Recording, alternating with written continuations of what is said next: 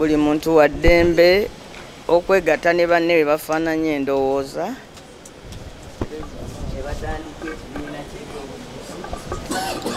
ekyo kyo buli muntu wa ddembe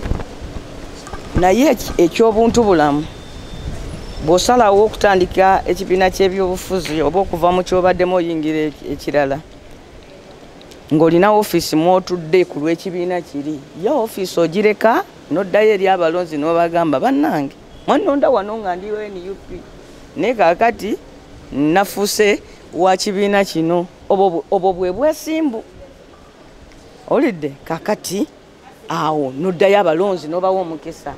oba okusalawo oba baagala okukiikirirwa omuntu alina endowooza eyiyo kuba kono tetuliiwo ku lwaffe tuliwo ku lw'abalonzi nti abantu b'emukono nze bansindika wano baali baagala kukiikirirwa muntu w'NUP ekiraba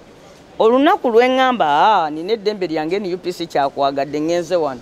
mba nina okuzaayo ekifo ky'abantu b'emukono nenziramu nembasaba nembagamba bannange kati nafuuse wa kibiina kino munzizaayo mu paalamenti bwe bakkiriza nenzija wano bwe batakkiriza nesibasala ki nsawo ate constitution twakigonzaamu ennaku zino netugamba waliwo omwaka guli ogusembayo ogw'omuntu asobola okukola ki okukyuka naye wakati wano oli under strict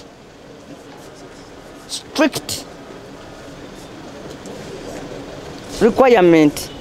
okukiikirira abalonzi nga bwe bakulonda so kakati ekyo kyokka nze kyendabamu ng'ekitali kyaki kya bwenkanya naye ekyobwenkanya nti omuntu wa ddembe okola ekibiina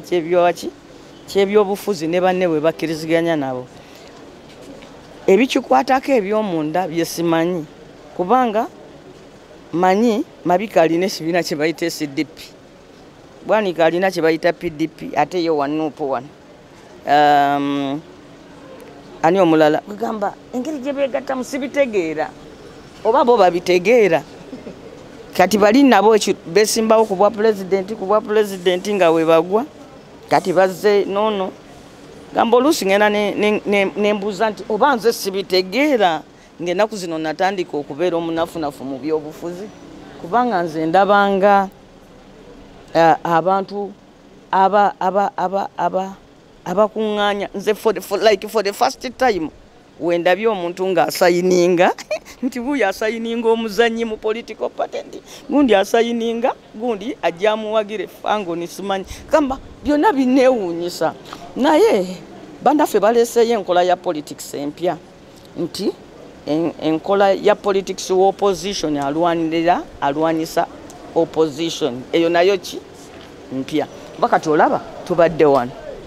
nga fena tugamba banaye tukuŋŋaane ng'aba opposition fena ng'aba member ba parliament twogere ku feeti ya Dr. Kizza Besigye naye n'abantu baffe abalala bangi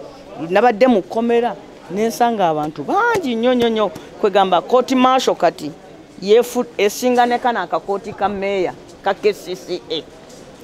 ekamenyeewo manyi luli akakooti ka KCCA ako ke kabadde kasinga n'okuba n'abasiba abangi eruzira kati kooti maaso sebe ekyo ekitiibwa yakyeddiza abantu baffe bangi bavundira luzira wali ku kooti gye basalawo edda nterina buyinza kuyingira mu nsonga z'abantu baki ba bulijjo kakati bwe tugamba ntukuŋŋaane mu ekyo gwe nga tojja naffe kakati tetumanya woosambira ate nga ffe abamu tukkiriza nti mu Uganda mulimu sayidi bbiri ne bw'oba wa kibiina ki ne bw'oba wa kibiina ki at the end of the day mu Uganda mulimu sayidi bbiri ey'abayagala status quo esigalewo n'abakooye eyo embeera era nga bakolerera eyo embeera ekole ki eveewo tewaliwo ya wakati awo so olina okusalawo ng'oyingira ebyobufuzi sayidi kweza ebbiri ogenda kubaawa naye tosalawo mu kwogera bwogezi ebikolwa byo bye bikulaga nti nno ne gwe bw'ojja n'okola omukolo omunene ennyo n'oguvaako nga toyogeddeeyo kizibu kyonna ku bali mu buyinza kye bakola naye nga ogenze ku bantu n'ogenda ne mu biri pasono n'ogenda ne mu kuwaayiriza kwegamba oyo politics kika kipya era nesunze okukirabako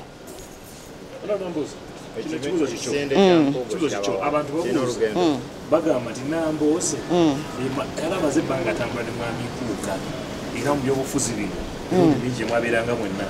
ku luno nga tebakulabye wadde okukyalako olabye bigenda mu maaso. Ne bwe baali mpise saaligenze kubanga bino si byakwerimba waliwo byenzikiririza omanyi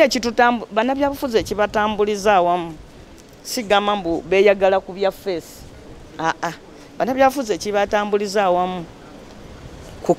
kubeera nanzikirizeemu ku byobufuzi to expound the same ideology kasita omuntu mwawukanya endowooza y'ebyobufuzi nga mwawukana saate si musango sina lutalo nze ndi wa NUP banange nabo be bansookayo era be bansikiriza n'okusikiriza in particular ow'ekitiibwa Sseggona naye era nga mwami Mpuuga ajuliriza ne batunnyonnyola ensonga lwaki mu kiseera kino naffe bannabyabufuzi abakulu twali tusaanidde okuyimirira emabega wa Honorable Ssentamu Kyagulanyi olw'okuleeta amaanyi amajja mu struggle era ebigambo ebyo bye baatugamba ne tubigula era ffe kwe tukyayimiridde kakati bannaffe bwe baali babivaako mwami Mpuuga bwe yali abivaako nsonga zaali ziri ku ye nga muntu era twafuna omukisa ne tutuula ne tuzoogerako nze bampita mu ngeri ey'enjawulo ng'omuntu ali siniya ne ntuula mu miitingi eyo ne twennyonnyolegana era ne tuvaamu nga tukkiriziganyiza mu butuufu waliwo n'omuntu omu yali agezaako okugamba Mpuuga ajja kuva wano ebyo abiveeko. Mpuuga n'amugamba nti sirika mangu gwe nambeshe nze sirina maanyi gasinga kibiina kya byabufuzi. In fact mwabalala mwenna mugende bino ebintu mubiturekere nze vice president ne president wange ne twesika mikono ne tuva wali nga tukkiriziganyiza teno ye plan era nze awo wenkyali. So tewaaliyo nsonga yonna ekwata nti nno oba ekibiina mu constitution yakyo kigamba nti tweyisabwe kiti nti munnaffe kye yagamba nti ekyo mu constitution y'ekibiina sikkiriziganyiza nakyo. By the way nga tulina mu mbeera yakutereeza ssemateeka wa kibiina nga kitegeeza nti wabaawo n'omuntu alina any ideological point gy'atakkiriziganya nayo mu process eno ey'okukyusa ssemateeka waddembe okukola ki okugireeta nayo neetereera. Kakati era kyemuva mulaba n'abaakubye bendera ze nalabye zabadde mu kifaananyi kya muntu oyo. Politics nasembayo mulaba ku Obote ye yalina enkola ey'okuba akatweke mu bitengi n'abiwa abantu. So ffe twamanyira politics atakulembeza nti nno bantu baki tugamba ensonga ezitube ezatugatta zizino nti Uganda ekulemberwa bubi nti abakulembera Uganda bava dda ku nkola ya ssemateeka nti tulina obuvunaanyizibwa buli omu okusooka okweresa ebibye tugatte amaanyi tugende tusooke tweterereze eggwanga lyaffe like nti our nation, our country is under captivity. Now we have a duty and obligation ekintu mwe tuinvestinze obuvubuka bwaffe bwonna ffe abamu ne bannange abo obuvubuka bwaffe bwonna tubinvestinze mu kintu kino nga tugamba Uganda tulina okulaba ng'eddayo ku musingi constitutionalism, rule of law and democracy tubiteeke wano mu Uganda. Era ekyo kye twasituka okulwanirira. Kakati gwe bw'ova ku ekyo n'otandika okulwanira ebirala nze munange gw'oba onvuddeko si nze mba nkuvuddeko, gw'oba onvuddemu si nze mba nkuvuddemu. So nze munsaasire omuntu wange okunvaamu muleke gamba mbu nze namuvaako.